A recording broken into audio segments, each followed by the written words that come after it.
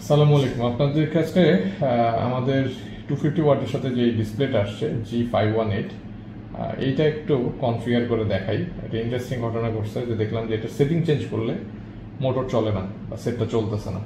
So আবার YouTube ঘাটাতে গিয়ে আমি এটার কোনো ভিডিও পাই নাই। সো অনেকেরই প্রবলেম হতে পারে, যেহেতু বাল্ক কোয়ান্টিটিতে সেল হচ্ছে প্রোডাক্টটা। সো আমি একটা ভিডিও করে রাখলাম।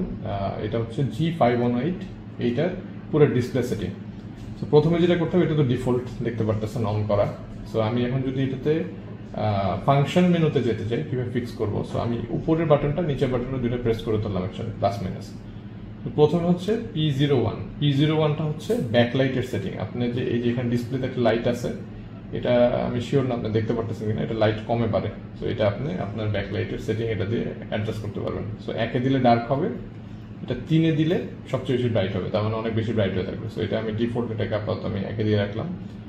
আমি P02-তে মুভ করলাম। P02 হচ্ছে আপনার এটা, আপনি এটা কি কিলোমিটারে রাখবেন নাকি মাইলে রাখবেন? এই আপনার ইয়েটা মাইল মিটার রাখবেন না কিলোমিটার মিটার রাখবেন? সো এটা হচ্ছে P2 অপশন, এটা হয়ে যাবে, অটোমেটিক বেড়ে যাচ্ছে।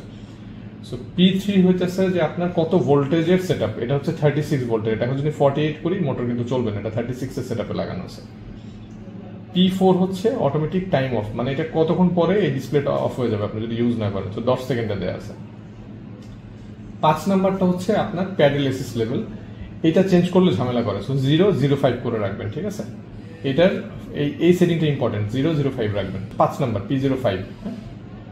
6 হচ্ছে আপনার হুইল সাইজ। আপনি যদি পারফেক্টলি কত স্পিডে চলতেছে এটা জানতে চান, তাহলে আপনার সেক্ষেত্রে আপনি যে রিমে লাগাইছেন এটাকে 26 না 27 এটা ফিক্স করতে হবে।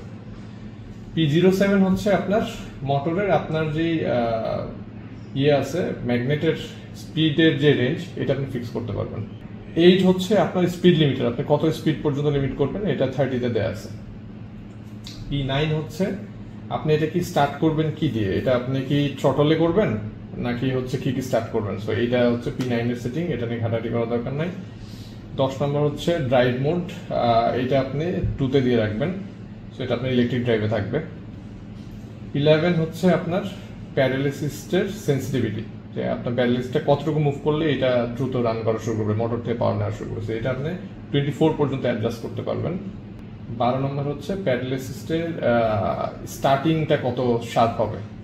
সো এইটা আপনি অ্যাডজাস্ট করতে পারবেন। P13-এ পারবেন হচ্ছে ম্যাগনেট কতগুলো আছে আপনার যে প্যাডেল অ্যাসিস্ট সেন্সর, আমাদের এটার সাথে 12 আসছে, সেটা আমি 12 করে দিছি।